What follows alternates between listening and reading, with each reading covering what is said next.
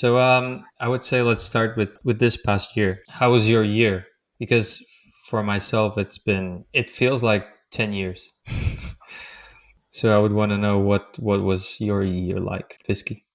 So for me, it was the most intense year I ever had in my life. Like not even close. Like obviously, career-wise and financially, it was almost up only, right? So that was good. But personally, I had many struggles I had to overcome, and yeah, now it's good, but it was very volatile. I cannot imagine next year being, you know, same level as the last one. So I hope we will have a bit of chill, maybe on the markets as well. Yeah, I don't think it's gonna happen. I don't think there will be chill. I feel like everything is accelerating. And you know what? Past year for me was like more on Twitter than ever before. And it feels like the more you're sort of caught up in the daily drama, the less sense everything makes. Like it's so fragmented then if you're like every day messaging or tweeting and talking to people. It just Well, I mean, that's true. On the one hand, kind of pays off finger on the pulse of the market and like collective subconscious, which is manifested through Twitter. I kind of feel that being there is valuable, at least for us. And for me, it was very valuable. That being said, yeah, it provides a lot of distractions as well. But for me, as I said, my year was mostly volatile and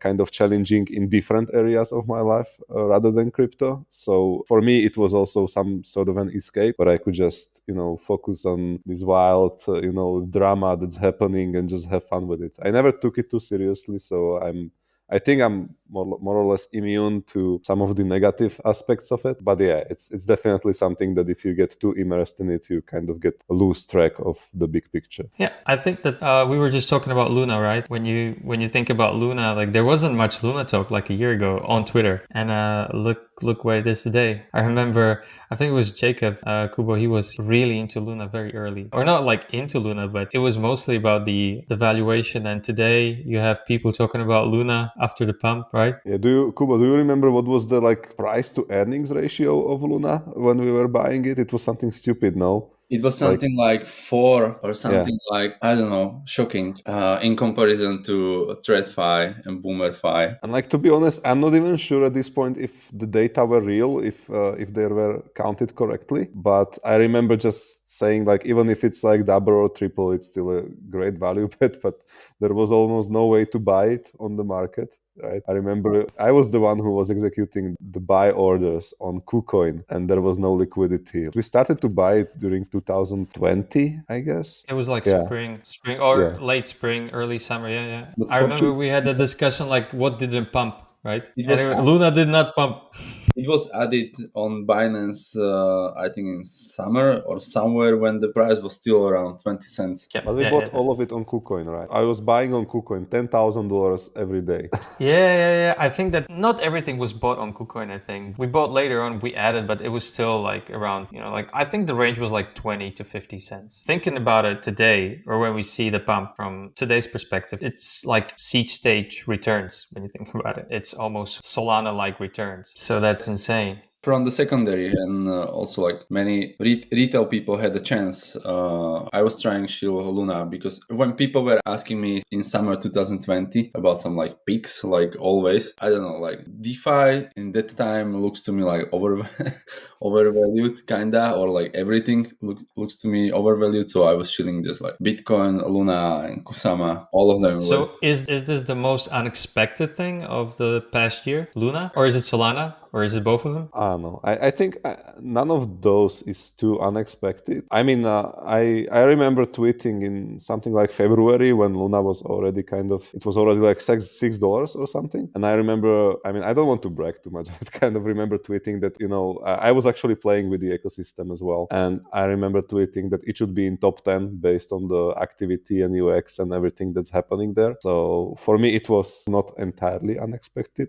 That being said, still like, huge returns, right? Yeah, I would say their success isn't unexpected, but the current price levels kind of is. Yes, I remember it was already like doing well a year ago. So maybe what is unexpected is how how Solana, how Luna and Ava totally obliterated Polkadot, right? That is something that is very personal to us when you think about our involvement in the Polkadot ecosystem in terms of building. And I think like AVAX is the only thing that we did not touch. Like we passed on it, right? I think Kubo brought it. We had a chance to do some round. I don't know when it was, and we just totally. I don't think we even paid attention. It was Series A. Yeah, that was our thesis, that we will not touch any layer 1 X above ETH. And then we changed our mind with Solana, but it was like outlier, no sharding. So that was like black horse if sharding will be fundamentally flawed or like insecure or something. Yeah, so L1s are like all the rage today. And maybe the thing about Polkadot is that it's not layer 1, right? I don't know. It's not layer 1. It's not layer 1. I've been saying this for the longest time. So I know it's layer 0, right? It's layer 0, but I don't know. Same like Cosmos then. I would say that the reason why Polkadot didn't pump as much. I mean, it was already pumped. It was already in top 10 for a long time. That's one thing, right? So it's harder to pump, being already high. And the second thing is it just doesn't have adoption momentum. You still cannot do much. There are some things you can do there, but the wallet really sucks. Polka.js is like UX unfriendly. There are just no like huge incentives to just bridge there and start farming there. And I think that's the main reason, not the fact that it's not L1. No, it's not, because it's not L1. That's for sure. So it became like smarter people Cardano of sorts. Smart people's Cardano. I like that. Yeah, something like that. I mean, not smarter people Cardano, I would say. I think you're right in terms of no action on Polkadot. I would say Polkadot had its moment in 2020, actually. Also, there was some saying that projects raising on Polkadot, or basically like claiming that they're Polkadot projects, that they have some like premium because they were raising pretty easily and at like unexpected higher valuations than like projects building in different ecosystems, even on Ethereum. So this year it was still not working. I think it couldn't maintain the all-time high. Okay, so back to the question, what is the most unexpected thing that happened? Olympus and Shiba Inu. That one I don't know about. Like, I mean, I'm not doing those. Inu was also like almost behind, super near to Doge. Yeah, it almost flipped Doge. Yes. Oh, even right now it's pretty close. For meme coins, the success of meme coins this year is pretty impressive. Yeah, I think that Olympus had that sort of a meme coin with an actual utility campaign, I would say, which is why it was successful. If this year was a year of meme coins. But it's funny that copycats are doing that well. So I would say that it was a year of copy pasta in a way, right? Because Ohm was successful, was super successful, but then think about all the countless Ohm forks. Think about L1s, which in a way are copy pastas of the original idea.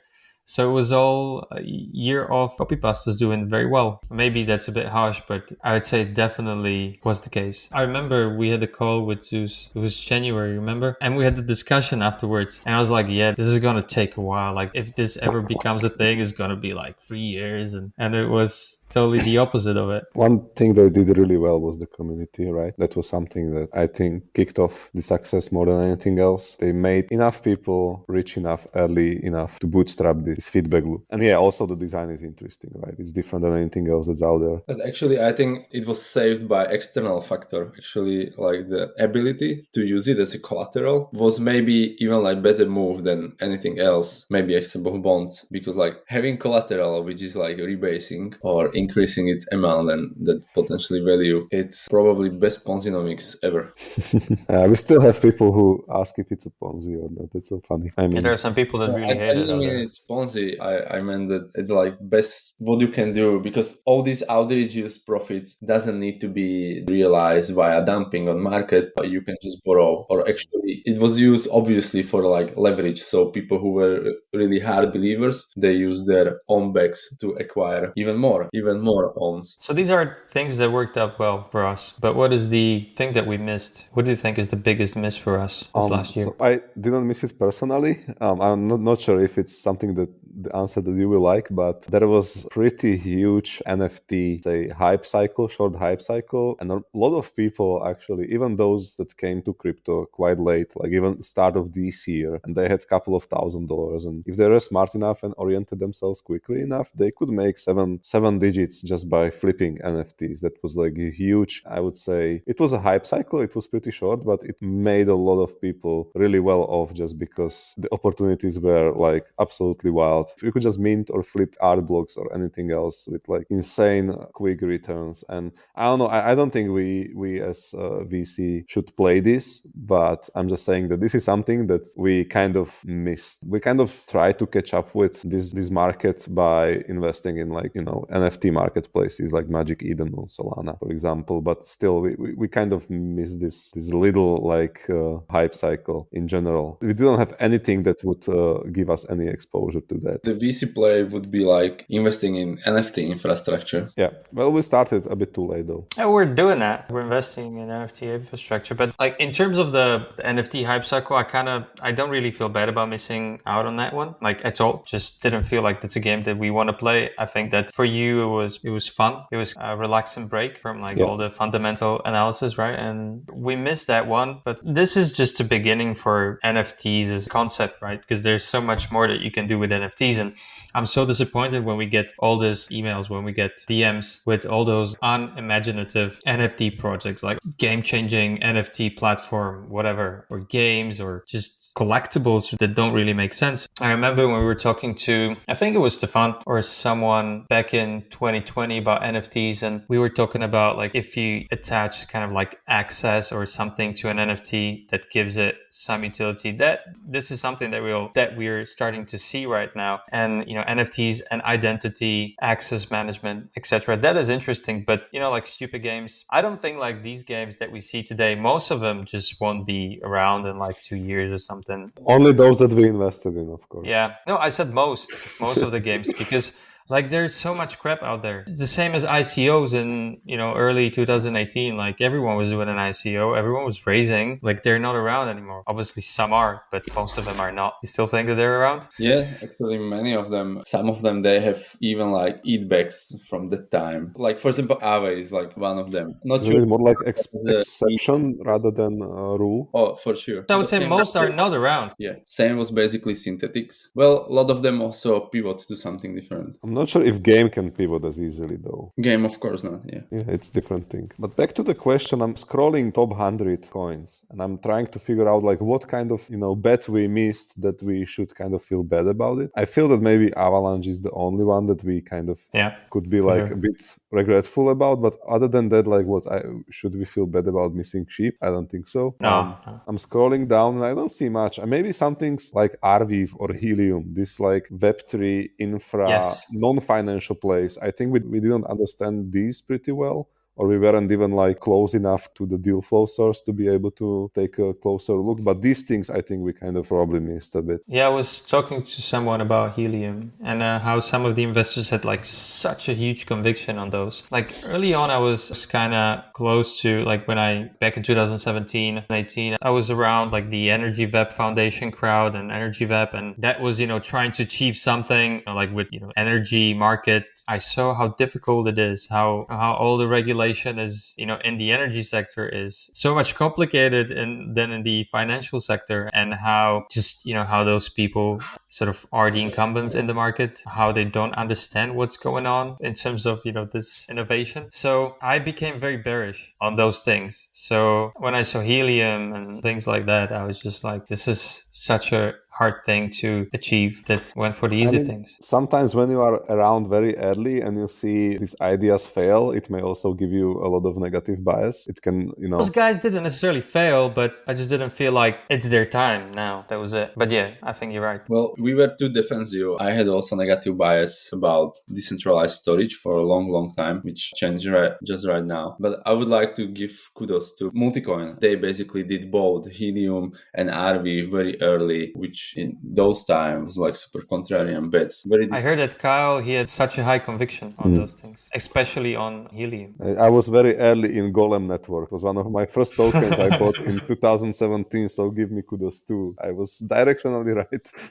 Do you remember your Gion thing that you were shilling? Yeah, Gion. It was these Polish guys. But I mean, it was adoption thesis, right? Was it similar to Foam? It wasn't similar to Foam. It was a bit similar to Foam, but more central decentralized and more like oriented toward user or traveler experience, right? It was more targeted to people who want to travel, want to see new places, rather than just, being like generalized, decentralized map or whatever. I don't think it's somewhere right now. Geon, I'm trying to find it on CoinGecko. I think I will fail. Yeah, nothing. What about foam? Foam, also that, I think. I'm pretty sure they are still doing something, but token is like kind of gagged for a long time. I don't think the token makes much sense. Oh, the chart looks like it is like going just sideways with some small pumps. But yeah, It looks like someone is training market making on it. yeah, the volume is like nothing. I still like this type of soft project. Either they didn't, crack the adoption yet, or like the product market fit, or maybe they don't really focus on the token or like the crypto aspect anymore, and they are doing something different outside of it. I don't know. I'm scrolling through our passes in Trello, and there's not like that much that we missed. There are some funny things though. I won't be disclosing those. I would say like biggest miss for me personally, but I think for like whole Z Prime or all of us was not being more aggressive with Hydra. I would say aggressive in general. Yeah, for example, raising another round right away, the LBP where the momentum was strongest and biggest, more aggressively hiring, more aggressively thinking about new use cases and building them. But I don't know. On the other hand, I don't want to repeat the same mistake as many other people are doing. That they are starting to think too big and building next consensus or something. I think it's much better to lay solid foundation as much as possible. Yeah, Jakub, how it is, because you were with Z Prime full time and just sourcing deals and talking to founders, and now you are basically a founder yourself. How is the transition? Very eye-opening. I had a tweet about it. I got much more respect to founders and all builders, and especially developers, because I realized that developers, those who are not scammers or sociopaths, they have much bigger respect to user funds than actually users themselves.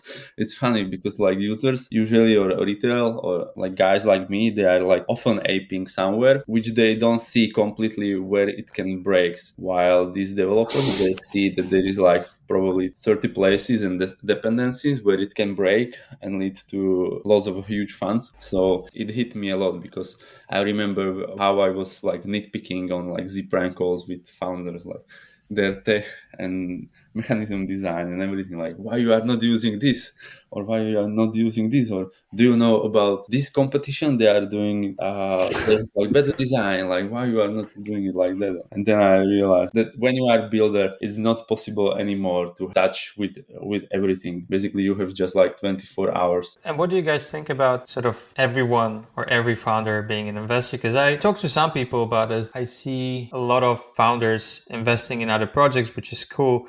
But then you realize that, their bags are, like their investments are sometimes bigger bags than their own bags, as in their own project's token or, just bag in general. I think this optionality is, on one hand, it's good because it allows founders to survive. Like, okay, if it doesn't work out for you, you made it anyways. But isn't that tricky when everyone just wins just by participating and not really delivering? It's definitely tricky. And I think that like this incentive structure of the market is on many places kind of broken, more broken than in the real world, where everything is liquid super early. Even when it comes to VCs, the lockup periods are very short. So you can actually dump tokens before the product hits product market fit. So I don't know. I kind of feel that this is the same sort of problem. Right now, founders can exit some of their bags pretty quickly and just diversify. And I mean, many founders in crypto, they are usually like crypto OGs. So they actually have like even earlier bags from 2017 or something.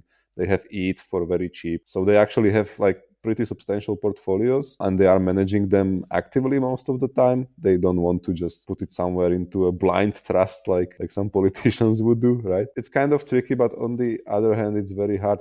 I mean, if I was founder, I would do the same thing, right? Because I want to have like easier life. I don't want to have, my optionality decrease to the point that I'm like chewing glass while staring into abyss, as Elon Musk said, having this like for sure. grueling experience. So I don't know, I like my life, I want to have it easier, right? So it's very hard for like someone to really resist this temptation and just Yeah, I never meant to sort of to criticize it, because one cannot criticize it. It feels weird if there's too much optionality. Like there's no directionality then in general. So I think like if we have too much optionality on individual level, then perhaps we're losing directionality on the macro level, because there's no one who's building, exact vision or the future.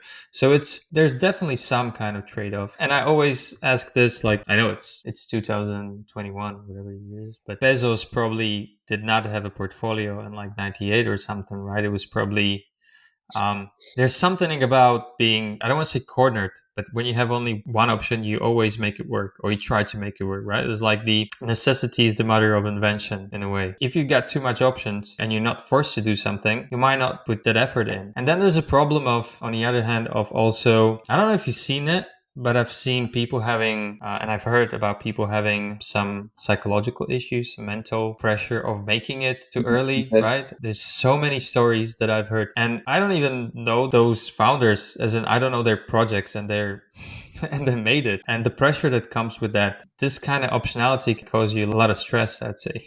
I think it has still more benefit to your well-being than having no optionality and having stress from just either making it with your own project or just failing miserably and just go back to 9 to 5 or something. Show me the incentives, I will show you the outcome, and the market gives us these incentives. So it's very hard to do anything about it structurally. I think the only thing that can help is these like crazy individuals that will go against the current and against these incentives. I don't know many of these, but I think they are out there. Maybe they won't be from US anymore, or like Western countries or more developed countries, because these people are used to some standard of living and they have access to, let's say, optionality. Maybe we will see some 15-year-old kid from Pakistan having no other choice than to build their own shit because they don't even have a portfolio to manage. Maybe some other geographical areas will step in and take place of these like gritty founders. That is what I'm thinking. I put out a tweet a couple of months ago about the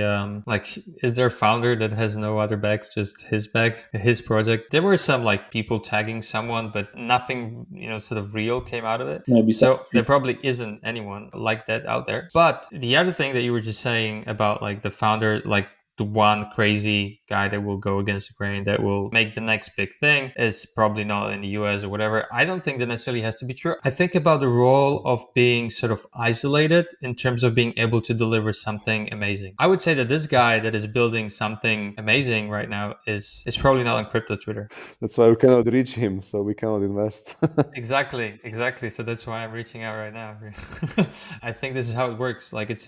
I'm not saying that there are not great things being built by people who are on crypto Twitter. I'm just saying that probably there are people outside of crypto Twitter that are building something even better. Well, sometimes I'm surprised like how founders of really big projects, and especially some layer ones, they are like answering on every foot or every thread, or they are basically like everywhere. I don't know if their accounts are managed by some like marketing team or stuff, but when I see how much time they are spending on Twitter and all Twitter fights, I'm I'm sometimes like very bearish on these projects. But I don't know, maybe they are super capable managers that they manage their project there so well that developers and all other employees or contributors are doing actual stuff, and then they can do these like Twitter fights. It's possible. But I feel like compared to like 2 years ago, so much more is going on publicly. Maybe it was just me not being that much on Twitter. I mean, I'm still not there that much, but I feel like being engaged that much sort of changes the dynamics. I was saying earlier in terms of sort of being too engaged in what's going on, or you sort of lose the vision. Think about 2 years ago when we were doing research, etc. Like how long it took for us to make the decision, and also how kind of more long-term oriented were we. And now the questions when we're on a call with founders these days is more about immediate, like, oh, this will not get adoption in a week or a month or 3 months, right? I noticed that we're kind of much sort of short-term oriented in terms of the product itself, right? Like we were on a call with a founder yesterday, and Fisky was saying, oh, this is more like a long-term project, it's going to take like 2-3 years. But it used to be more default, like back, right, when we were talking to founders 2 years ago. Now we're like, oh, this is not going to have adoption, and we're thinking like it's not going to get adoption in 2 months. Yeah, I mean, I was just saying it not in a way that, this is going to take too long, so that's why it's not interesting. I was actually just pointing out that this is a project with a lot of difficult technical challenges that will need to be overcome, with some research and development over years. Whereas, something like Olympus, it was set of smart contract on top of Ethereum, and it was pretty quick. Making it and getting adoption, that when you change your benchmark and you're comparing every single founder that you're talking to or every single project to what's going on right now, and then you expect them to have that traction that the other project is having. And there was no adoption in crypto 2 years ago. I mean, no adoption, but there wasn't that much traction and there wasn't that much going on. We were able to think about long term, and now it's more short term. Or do I get it wrong? No, yeah, right. But basically, it's not specific to crypto. It's the same as, for example, e-commerce was decreasing delivery time, and people are very much saying like when you can get delivered something from Amazon in the same day or next day, and some small shop is offering to you like delivery in 3 days, you are like, oh, nah, like 3 days, are they crazy? Like I'm going to take it from Amazon. So it's probably a little bit similar way of thinking. I don't know. Maybe I felt like it has to do something with being involved with using the application every day for something, for farming, whatever. And then on the other hand, not using anything. So being able to not engage on a daily basis, being able to think more long term. If we kind of frame it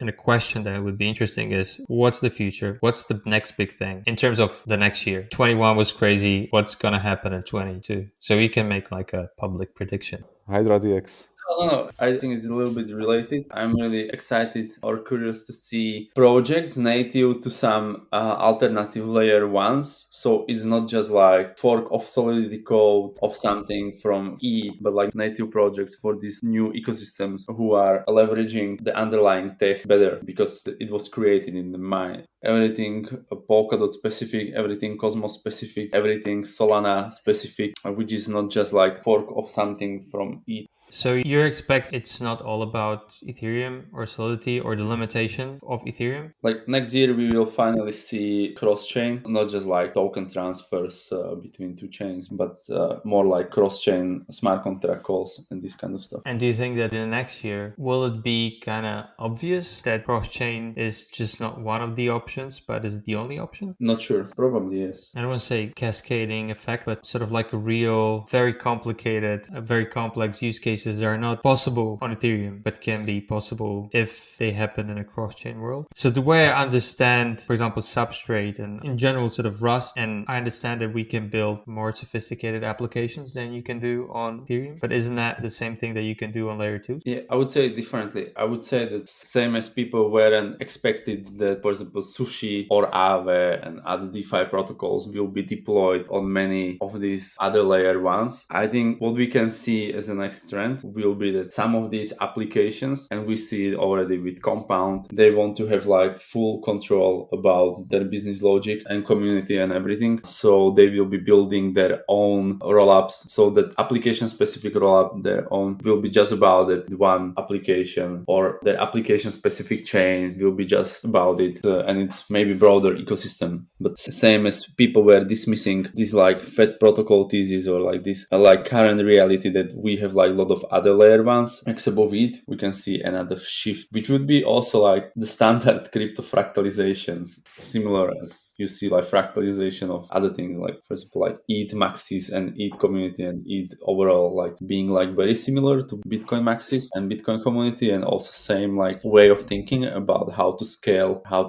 infrastructure or how to scale underlying protocol. For me, next big thing is we can talk about the thing that are kind of obvious or semi-obvious now. Like I feel that decentralized leverage trading and options can become a thing with increased scaling finally. I mean, it kind of starts now, but it can go exponentially next year. But I wouldn't even say that that's like next big thing. It's something that's sort of expected. I wouldn't say that what you described with this complex cross-chain logic and app-specific chains, I don't even think that this will be regarded as next big thing. It will happen, but it will be happening on the background. But like for me, next big thing is something that's like that captures, the narrative of the day or like the attention of like huge crowds for some significant time. And it's usually something that's like more controversial and also something that's very simple, right? Like all the next big things that were sort of unexpected so far were kind of simple, right? Like DeFi summer 2020, or like DeFi in general. It was the next big thing, not because it was so complex, but because just it was composable and it was incentivized, right? These were the two things that made it into a like narrative on its own. NFTs, there are just at this point just pictures that have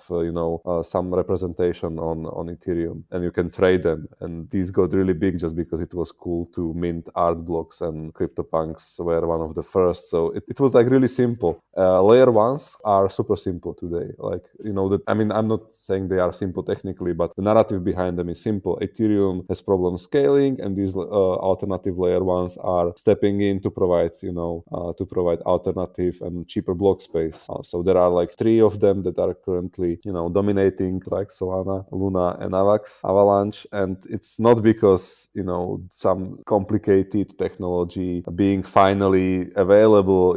Like Luna is built on Tendermint, that's like old tech. Avalanche is using EVM. I mean, they have different consensus, but it's still like something that's pretty simple to and easy to understand. And yeah, Solana is like monolithic chain, which has interesting properties technologically, but still it was adopted mostly thanks to like BizDev push by SBF, people around But him. that's Or like, yeah. so you're going back and saying what I said about the year of copy pasta. Yeah, That- but these all are like still next big things in terms of like market cap and like being I something. mean, like that, in terms of adoption, or in terms of, Yeah. I mean, that would be the sort of the macro narrative of more money flowing into crypto from institutionals, whatever you want to call them. And I feel like sort of every crypto bet is a subject to this macro bet. If you want your app to succeed and not just pump and dump, we need this macro crypto thesis to work. And to me, like next year is going to be interesting in terms of seeing whether we break the cycle, as in, like the standard crypto market cycle, whatever you want to call it, that was sort of related to Bitcoin halving, which seems pretty irrelevant today. And the question of whether we go into the quote unquote super cycle, which I wouldn't interpret as up only, that doesn't really work that way. So that for me is going to be interesting to see if we can sustain last year growth and whether we can, grow more in terms of prices. And this all depends on not only on the underlying technology itself, but also on the adoption, but not the sort of the bottom up, but more of a top down kind of adoption, as in institutionals and their liquidity. I kind of feel that when you define supercycle, broadly enough, like everything is a supercycle. Even if you have like 3-year bear market and then we go up again. Yeah, like but that's last 10 not what years it is, are- right? Yeah. Yeah, obviously in DeFi we have this massive bear market. The whole world is in Supercycle. Except for DeFi. Yeah. Maybe another big thing would be not something obvious like GameFi. Like GameFi will be huge for sure, but maybe the next big thing will be when people will start to think more about like how to leverage governance tokens in a way that you can reach the resources of these DAOs. Like for example, some of these DAOs or protocols has very juicy cash flow, which is like underutilized currently, or they have like huge bags right now, their own tokens, but we are starting to see like protocols having other tokens as well. Like most notorious is Olympus, but Fei and others, they are acquiring more, not just as a like property of like mechanism design, but also more as a like diversification strategy of these DAOs. Maybe similar as like, for example, some whales, or I'm not sure if market makers were able to, for example, calculate how much Bitcoin you need to dump on some market from which is constructing Bitcoin price on BitMEX to cause cascading liquidations. Maybe we can see these like kind of ripe attacks on DAO treasuries, not just like obvious attack, but more as a like some like 40-50 chess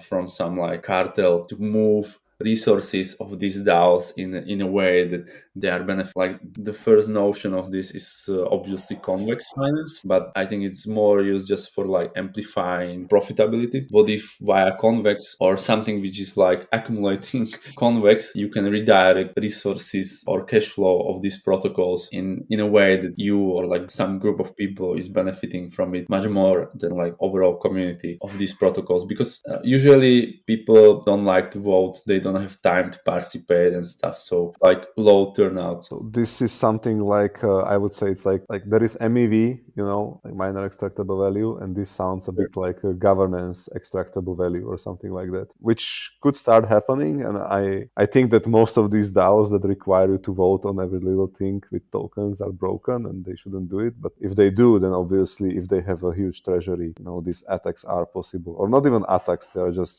some sort of extractable value that lies there, and it can get pretty competitive like later on. But I kind of think that this will be something that a couple of big players will dominate over time. If it starts happening, like big funds and some activist investors, it won't be necessarily a next big thing in the eyes of average users or new users being onboarded into crypto, right? It's like MEV, like we all talked about MEV in super exciting topic, but now it's already being dominated by, the smartest people on the planet with the fastest intricate bots that can like extract this value, and mere mortals, they just don't care about it anymore. They shouldn't, because it's like the game is so advanced. So like for me, the next big thing is something that will capture attention of people who are even not in crypto yet. So I would say that we are still waiting, me and Matti, for this social graph thesis to materialize in crypto, to have decentralized or like independent permissionless social graph. I met one of these founders of one of the project that built social graph on Solana in Lisbon, and he's building it alone. He just wanted to get a little grant from Solana Foundation, not even trying to raise funds yet. So this is sort of a lone builder outside of, he's not even that active on Twitter. Then there is another guy, I'm in touch with him for like a couple of years now. He's like from the middle of Russia, and he's building this sort of identity protocol, which uses like staked money as skin in the game, which you can kind of burn or steal to increase your, like, let's say, identity credit. And these things are super creative, and they are built by these like outsider builders instead of these big insider crypto native or crypto Twitter active names. That being said, I still feel that it's super early. I'm not sure if it can materialize next year, but that's something that over the next 5 years would be interesting if it really materialized in any way. Yeah, I think that's the Web3 thesis, right? If we get the decentralized identity graph, or some kind of identity protocol, then we can talk about Web3. But what do you think about Web3? It's becoming sort of a meh term, right? It's like a very buzzwordy thing, and I think a couple of days ago it was, I think, Elon and Jack Dorsey started to attack the term. So what do you think about Web3 thesis? Is it a good meme, or you still think that it's something that people can use as an anchor to come into crypto? Of course, when someone like Elon Musk starts hating on something, some buzzword, obviously it's a great meme, right? Now it starts to be a good meme when mainstream is like kind of aware of it, and there is some pushback, there is some conflict. Now it becomes a good meme. It wasn't a good meme before, when it was just a couple of crypto natives just hallucinating about Web3 on Twitter, and nobody would like really challenge that. It wasn't a good meme back then. It was just buzzword in the making, let's say, or meme in the making. Right now it becomes a good meme, especially when there is a conflict around it, when there are Web2, so to speak, Web2 people pushing back because they have a lot of money to protect in their Web2 companies and VC funds and whatever. So they feel threatened, so they start to push back. Or maybe they don't understand it and they start to push back just because of not understanding what it is. For me, like Web3, I mean, it depends, right? Everybody will have different definitions. It's such a,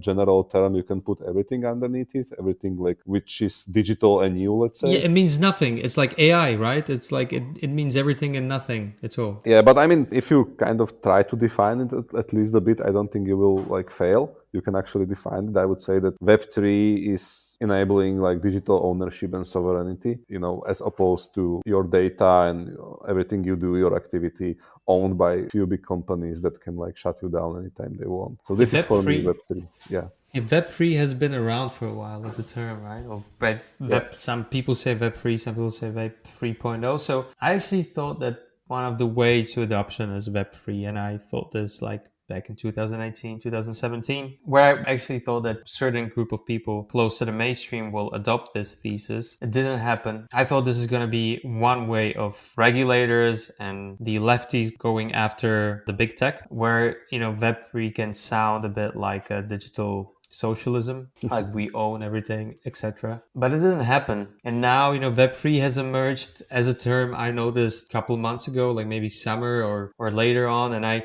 actually see like big VCs talking about it, right? Like we see A16Z talking about Web3. They are the Web2.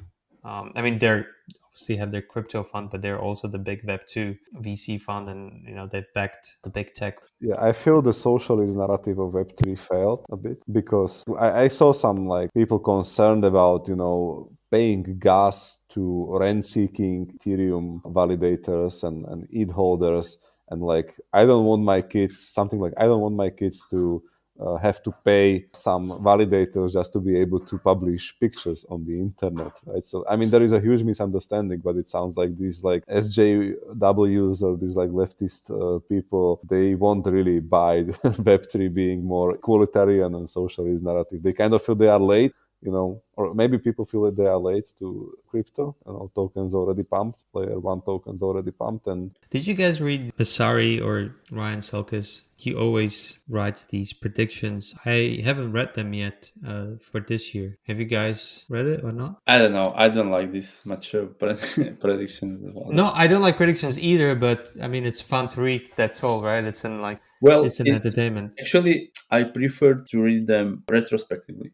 How much was a guy right or not? No, I think like generally making predictions is for me like they never really work. I had some maybe general predictions that were okay, but when I write them down and I go back and kind of think about the way I thought previously, that's the valuable lesson. But I think that I usually fail like 80% of the time, 90% of the time. So when I look back on this year, probably wouldn't have guessed. I'd be wrong in most of things. But yeah, it's what it is. It's really hard. That's what prediction markets are not. Our investments predictions, basically. Yeah, they work out on that level, but not in like, idea. They can also work out even if they are bad, right? That's the magic of crypto. Yeah, I think market predictions work out for us generally, but I often think about the ways that, some of it is just the market go in the right direction. I see many benefiting just, because they participate, and it doesn't really feel that good, right? If you see that everyone is going up, you're wondering whether your individual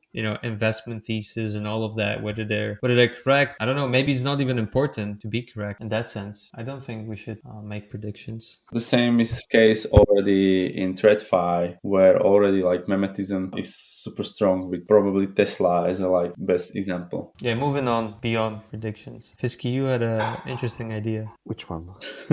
About question on how we would do things differently.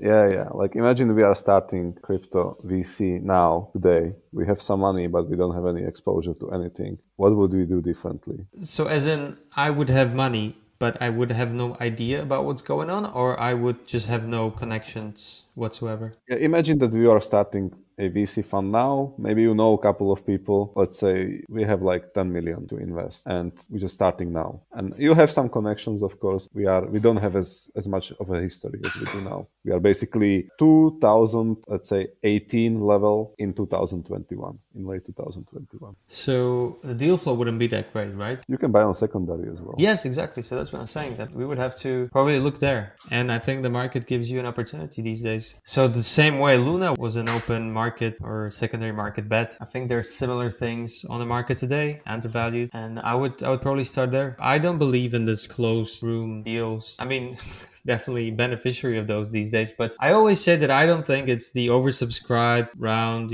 full of, the big names that is going to be, that, I mean, don't get me wrong, like it will deliver returns, but I don't think it's going to be like Solana wasn't oversubscribed, right? When we were investing in the seed round, whatever that was, or I don't know how many rounds they had, but it wasn't oversubscribed. I mean, Luna is our bet. It wasn't oversubscribed. Olympus wasn't oversubscribed. Yeah, so it's not necessarily the exclusive deals with exclusive names that are the best bets. So I would probably go through the market. I don't want to say token by token, but I would probably identify a theme that I think it's gonna be interesting. thing is going to be the next thing for crypto, would try to place my bets on the secondary market. What do you think is uncool these days? So I think like the infrastructure thing is always uncool.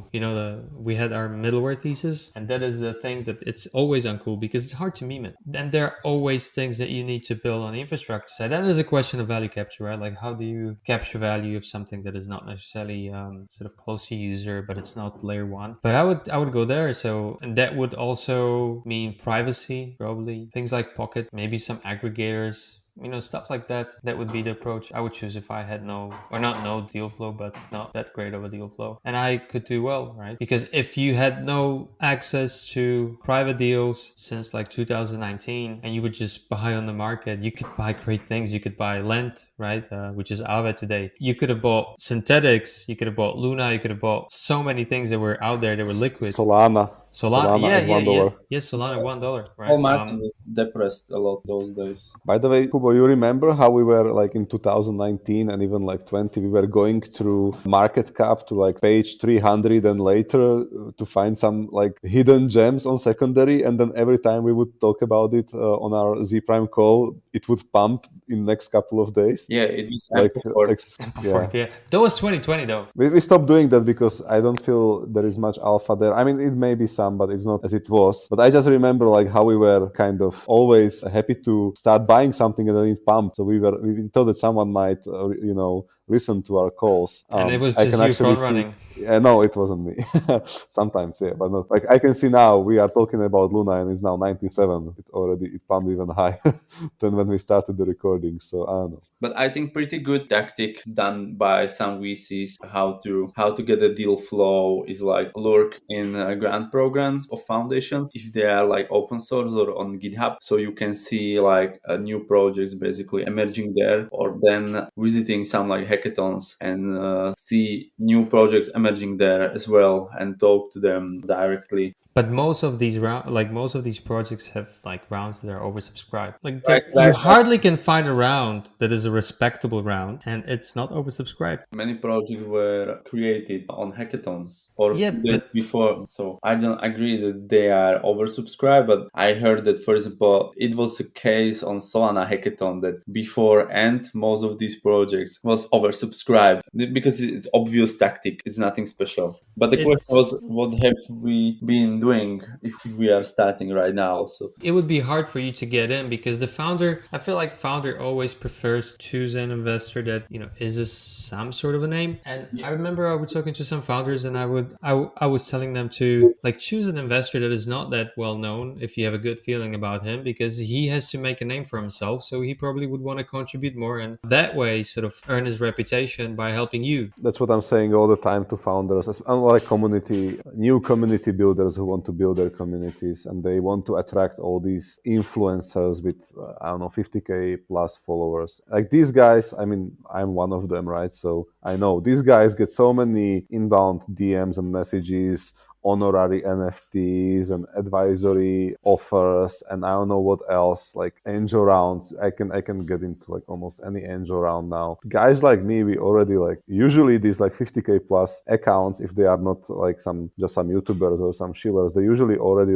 kind of made it in a way, so they are not as hungry and they have investments in 50 different things, so they won't be able to focus as much on your stuff than someone who is still like maybe like smart but new and not as well known and hungry, and they maybe only have like 10 or 5 investments. But it's hard to find them because there are so many people in crypto who have like don't have many followers. It's hard to filter out who is who. When there is some bigger name, there is already at least some reputational stake they have. If they fuck up, the backlash is actually meaningful for them. So I don't know, it's kind of hard, but I agree that new projects should try to find enthusiastic contributors and investors who are still hungry, kind of new, and like they want to prove themselves. I still feel like we're starting and we're not that established. I don't think that if we have started today, it would be definitely much harder because we we wouldn't have like sort of like your Twitter deal flow, right? Like these founders tweeting and DMing you. So I think it would be different, but I still think that if we continue doing what we're doing today, we would probably arrive at a similar point. Like even though this industry is gated, you can make it out of, without any connections if you're sort of curious enough to go and search for things. Most of these inbounds I get are from projects that are raising seed and they look for angels, because there is now this notion that like VC bad and, for example, angel or anonymous whale good. That's kind of, this is the meme. So it's a very bad meme. So actually, like most projects I get, not most, but let's say 40 to 50% of projects I get approached by, they want me as an angel and they don't want like VC investors. There is this like notion. I mean, of course, angel will take much less of the round, so you can have much more angels. So your distribution is much more, let's say, decentralized. But on the other hand, one single angel will never be able to focus as much as like fund with multiple people with multiple different skills within it, right? So angel can be someone who is working for some company and invests on the side, and these people just don't have time to add as much value. So it's kind of, it's weird to see this. Anonymous whales, and these people who will basically just do whatever to get in rounds and syndicate deals with their friends and then like be very opportunistic. They also don't have this bad vibe around them, despite the fact that they may be as opportunistic, if not more, if some VCs. So it's weird to see it. It's part of the bigger backlash I see on Twitter and elsewhere against, VCs and billionaires and these like rich people that are like taking the cream out of poor guys, and now the poor guys want to unite against them, right? It's funny because you said that, all these non-VCs or non-regular investors, as in standard firms, are getting deal flow and people want them in their rounds, just like these, these anons, people like yourself on Twitter. I think that, these personas, these Degen anons, they're just a crypto Twitter version of populist politician, because they're Degening themselves down to appear more kind of, oh, I'm one of you guys, but it's just millionaires and billionaires. And their, VC bad meme is like evil billionaire thing. So you're like a Bernie Sanders of crypto Twitter in a way. You're a populist politician. Matti, you have 10K followers yourself, so you are also becoming an influencer. So be careful what you say. Yeah, but I'm not like a Degen type of... so I'm not saying yourself, but there are many very big accounts, Twitter accounts, that are degening down, as word that I would use. They're degening themselves down to appear more like, be one of the masses. They're just like, the populist leaders. I'm not saying you are one of those. I don't think you are. And those are the guys that are perpetuating this bad VC meme. Because I'm not like a fan of all VCs or anything like that, but it's just stupid to say all VCs are bad. They're good bag holders because just structurally, right? VCs, they don't trade. I told this founder once, like I would take the standard VCs because they don't even know how to dump. They probably won't receive their tokens for like the next couple of years. They're not able to access their wallet. So they're pretty sort of dump proof, I would say. Yeah, like even for Zprime, when I compare the, how fast or rather slow we react to stuff to when we want to buy something on secondary versus how I would do it myself with my own like wallet, we are kind of slow because there is already a process established. We have some security measures. We cannot just react like from hour to quickly dump something if something changes, right? We are usually slow money. Slow money in and out of everything. Oh yeah, for sure. Right? So, we don't do that much secondary, right? Yeah. Even in terms of dumping, how much ohm have we? Like, we have not really dumped any ohm, right? Just insane when you think about it. I think we're the only seed round participants that didn't really like sell. If we sold like maybe less than 1%. Yeah, something OTC now. And then we did OTC, but that wasn't dumping on the market. Yeah. So, but it's even different for something like Solana. We also haven't sold that much, so just like a few percent of our portfolio. Yeah, but right? even if we dumped our soul, like all of it, like the market probably wouldn't budge. So. Now it's like nothing, right?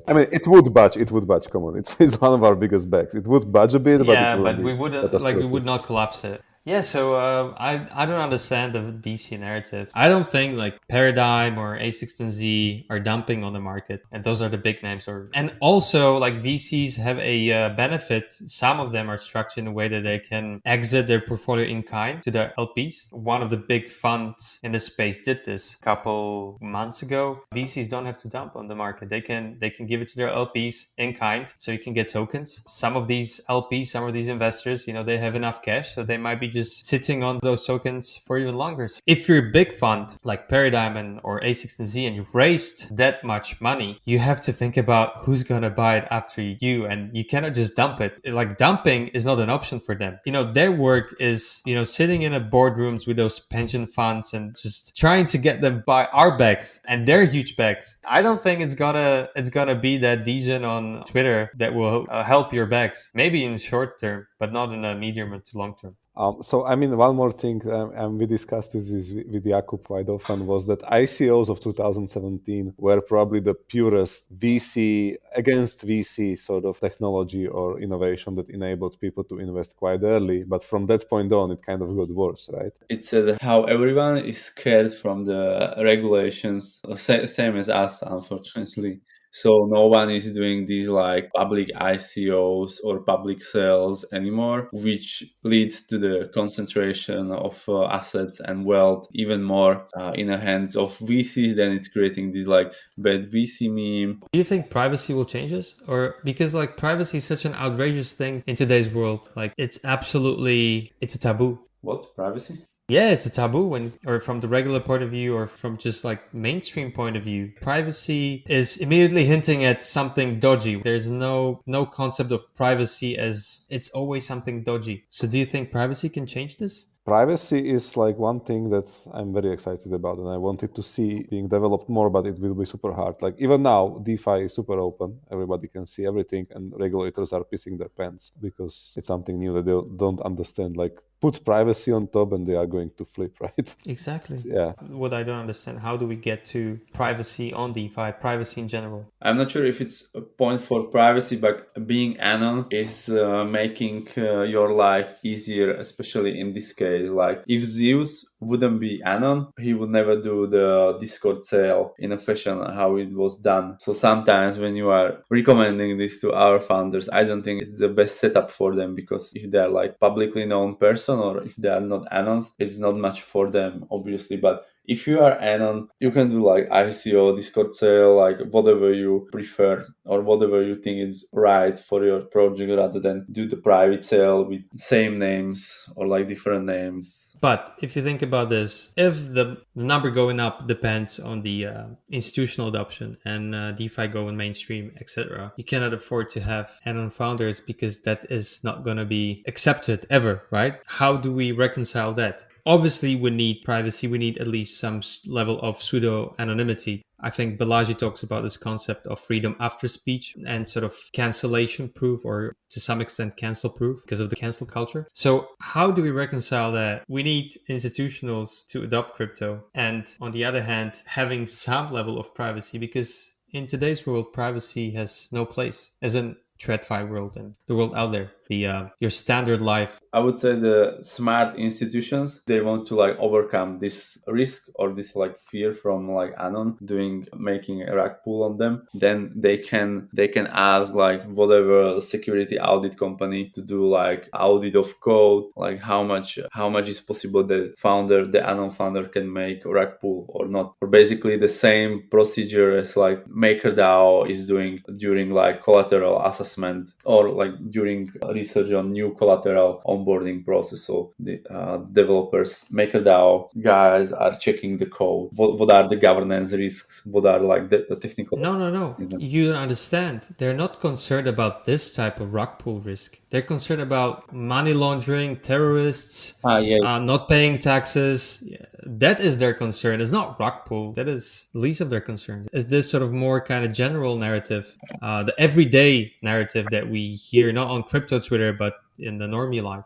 I don't see a way how to reconcile privacy with the mainstream narrative of how privacy is bad. I think you will have the same way you have dark web, or deep web. You will have the same with crypto. You will have these like pools of dark and deep DeFi protocols that enable privacy, and they are like something like the Pirate Bay of crypto, like kind of hard to pinpoint, hard to stop. And then there will be like some more open and public pools that will be sanctioned, something like that. I think it kind of needs to divide at least for some period of time until Overton window kicks wide open. Yeah, we will see like forming of underground DeFi and like institutional DeFi. Okay, I think that we talked a lot about things that people are not really interested in, so we can... Yeah. We may get it. I'm actually glad we didn't speak about macro though. We talked about the Supercycle, but we didn't talk about... Yeah, like tapering and COVID and all these things, because everybody talks about it, right? Yeah, but that's the thing that can change everything. Yeah, of course. Let's see how people like this one. I don't think we're gonna do it regularly. Regular podcasting is tough, and this is not a podcast. This is just like our conversation that is gonna be out there. Yeah, I don't know. I would just say Merry Christmas and Happy New Year. Cool. Merry Christmas to everyone. Yeah. If you get any money as a like Christmas gift, please buy more crypto. This is not an investment advice.